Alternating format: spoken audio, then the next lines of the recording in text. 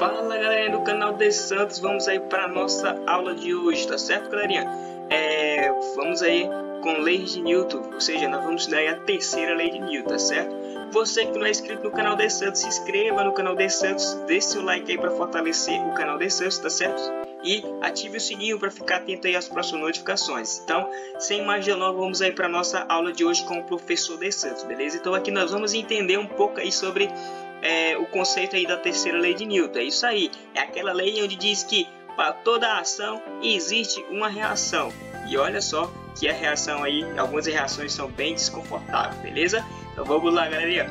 Pessoal, vamos ver aqui, analisar de perto aí a proeza desse nosso amigo aí, o noivo aí, que tava todo feliz aí com o seu casamento, tá certo aí?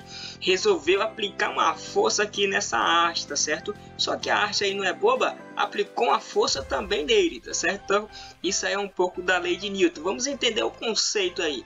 Se um corpo A exerce uma força F1 em um corpo B, então o corpo B exerce uma força F2 em A. Tá o que? Essa força F1, ou seja, F1 é igual a F2. Então vamos ver o que está acontecendo. Acontece o seguinte, ó, que o cara, ou seja, ele é o corpo A, aplica uma força no corpo B, o corpo B aplica uma força também no corpo A. E essa força aí foi bem desagradável, tá certo? Então veja só, as duas forças têm a mesma direção, mesmo módulo e sentidos opostos. Então, sentido oposto, pessoal, é basicamente o que você está vendo aqui, tá certo? Então, você entendeu? Não? Então, veja só o que aconteceu aí com o nosso amigo aí também se ferrando aí quando vai ferrar o cavalo, certo? Ou seja, ele aplica uma força no cavalo, o cavalo também aplica uma força nele. Então, é ação e reação. Então, veja só, vamos estudar um pouco mais de perto. Veja, ó. Considere aqui esse corpo A, que vai aplicar, ou seja, uma força no corpo B, tá certo? Então o B também aplica uma força em A. Essas duas forças ela tem o mesmo módulo. O que seria esse módulo, pessoal? Por exemplo, se a força 1 fosse 10 N, a força B, ou seja, a força 2 vai ser 10 N também, tá certo, pessoal? Então está aí a nossa, ela só tem, no caso aí, sentidos opostos, certo? Então é a reação e reação. A terceira lei de Newton é conhecida como a lei da ação e reação. Então, algumas aplicações, veja pessoal, ó, algumas aplicações do dia a dia. Então, aqui nós temos um clássico, né? Nós temos um corpo na superfície da Terra, então o peso dele exerce uma força aqui, ó, na Terra. Então, a Terra também vai reagir exercendo uma força no corpo, tá bom? Então, aí a ação do corpo e a reação da Terra. Outro exemplo aí bem clássico é a questão quando você caminha. Tá? Então você está aplicando uma força no solo, o solo também vai aplicar uma força em você. Ou seja, você está aplicando uma ação, a ação de empurrar o solo para trás e o solo vai empurrar o seu pé aí para frente, beleza?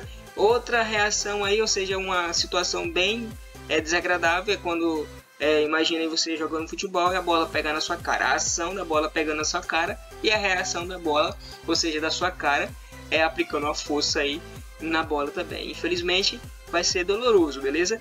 Outra questão aí bem simples é a questão de você fazendo um exercício físico, você empurra aí o solo na direção contrária, aí, ou seja, para baixo, tá certo? E o solo vai empurrar você também na direção para cima, tá bom?